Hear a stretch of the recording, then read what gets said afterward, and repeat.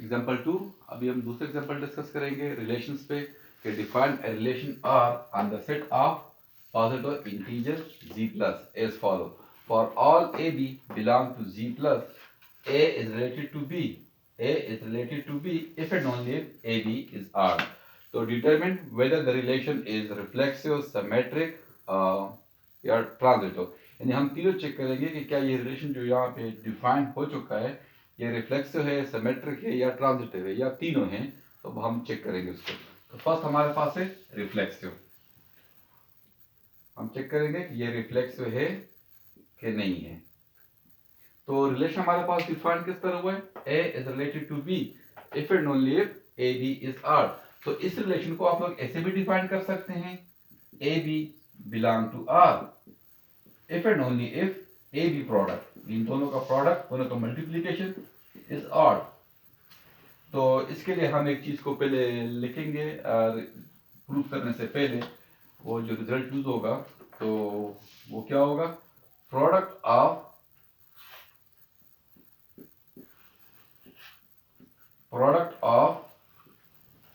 To positive integer, product of two positive integers is odd if and only if both are odd.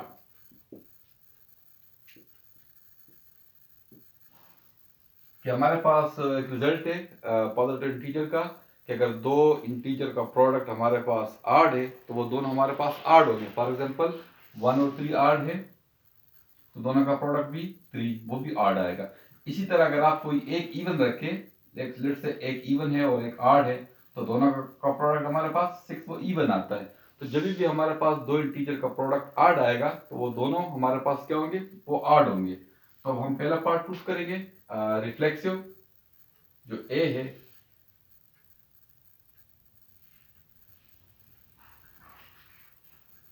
क्या ये relation हमारे पास reflexive है कि नहीं है।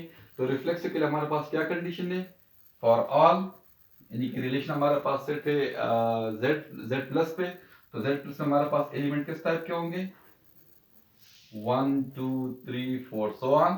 तो रिलेशन में जो रिलेशन हमारे पास आर है, ये इसमें एलिमेंट किस टाइप के आएंगे, आर, इसमें जी क्रॉस जी के वो ऑर्डर पेयर आएंगे, a B belong to z plus such that AB is odd। तो अब हम चेक करेंगे ये जो R है ये हमारे पास रिफ्लेक्सिव है कि नहीं है। तो रिफ्लेक्सिव के लिए क्या कंडीशन है, फॉर ऑल Z प्लस, यानी कि रिलेशन ये डिफाइन हुआ है Z प्लस पे। तो हम Z प्लस को देखेंगे, for all Z plus, for all X belong to Z plus such that X is related to X R, X order pair belong to R। तो यहाँ पे ये जो रिलेशन जिस तरह डिफाइन हुआ है ये हमारे पास रिफ्लेक्सिव नहीं है। क्यों नहीं है वो आप देखें जरा। तो यहाँ पे एक नंबर है, लेट x इज इवन, हम एक इवन नंबर लेते हैं, x इज इवन। तो देखें जरा, x इंटू एक्स हमारे पास क्या होगा, x इंटू एक्स, ये भी हमारे पास इवन होगा।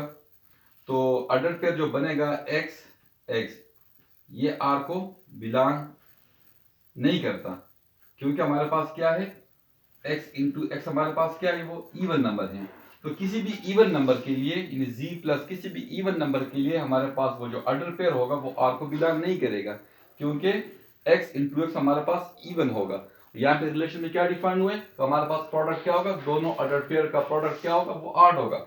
यहाँ पे इवन आता है, तो किसी भी z प्लस की किसी भी इवन नंबर के लिए, यदि x अगर कोई भी इवन नंबर हो z प्लस का, तो ये जो ऑर्डर पेयर होगा ये हमारे पास बिलोंग नहीं करेगा r को। तो उसका मतलब ये हुआ कि जो r है वो रिफ्लेक्सिव नहीं है।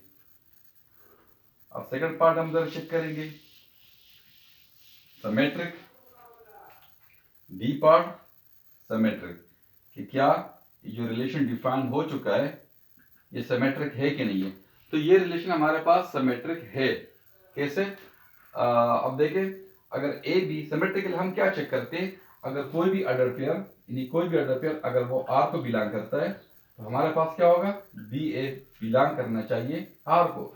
या अगर आप इस टर्म में लिखेंगे if A is related to B तो this implies that B is related to A.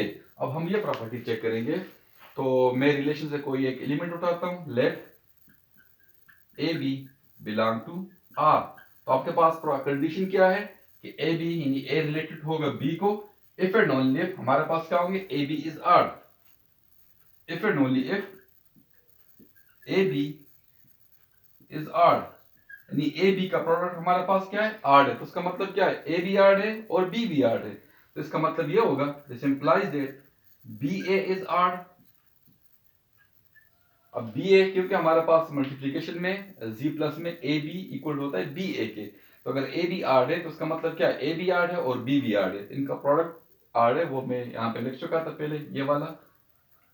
अब चूंकि ए बी आर है तो बी ए बी आर होगा, तो इसका मतलब क्या होगा, इसका मतलब ये होगा बी ए बी आर को बिलोंग करेगा। तो आर हमारे पास क्या है, सिमेट्रिक है, क्योंकि किसी भी हमने ऑर्डर पेयर के लिए ए बी अगर आर को बिलोंग करता है तो बी ए बी आर को बिलोंग करेगा। तो ये रिलेशन जो डिफाइन हो चुका है ये हमारे पास सिमेट्रिक है। अब हम थर्ड कंडीशन चेक करेंगे ट्रांजिटिव प्रॉपर्टी की।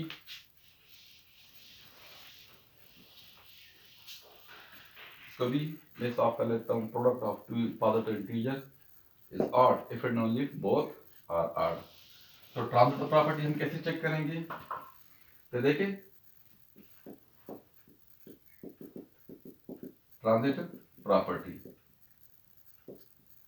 तो ट्रांजिटिव प्रॉपर्टी क्या है हमारे पास, वो ये है कि if A B belong to R and b c belong to R तो this implies that A C belong to R.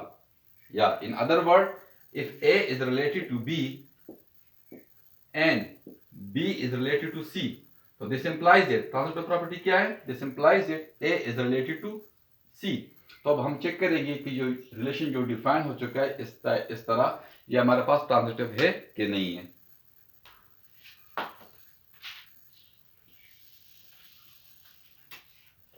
तो देखिए जरा, let a B belong to R and BC belong to R। ये दो मैंने order pair ले लिए relation से, तो मैं चेक करूंगा कि अगर AC बिलोंग कर गया R को तो R हमारे पास क्या होगा, ट्रांजिटिव होगा। यहाँ पे अब क्या है, first AB belong to R, इसका मतलब क्या है, इसका मतलब ये है कि AB इज R यानी AB का प्रोडक्ट क्या है, R है। डिफाइन इस तरह हो चुका है। यहाँ पे क्या है, BC बिलोंग टू R और आधी कंडीशन क्या है कि दोनों ऑर्डर पेयर का या ऑर्डर पेयर के दोनों एलिमेंट का प्रोडक्ट क्या होगा, R होगा। तो यहाँ पे BC belong to R if and only if हमारे पास क्या होगा, BC इज R। तो अब इन दोनों से हम क्या कंक्लूड करते हैं, अगर AB हमारे पास R है तो उसका मतलब क्या है कि AB R है और B भी R है। इसका मतलब क्या है, BC अगर R है यानी अगर प्रोडक्ट R है तो इसका मतलब क्या है कि B भी R है और C भी R है। So this implies that if यानी यूं लिखते हैं, if AB is R, this implies that A and B are R। Second, if BC is R, this implies that B and C are R। तो यहां से हम क्या कंक्लूड करते हैं कि आपके पास देखिए ए बी आर है और बी भी आर है, डी भी आर है यहाँ पे और सी भी आर है। तो इसका मतलब हम यहां से हम यू ऐसे भी कंक्लूड कर लेते हैं कि दिस इंप्लाइज दैट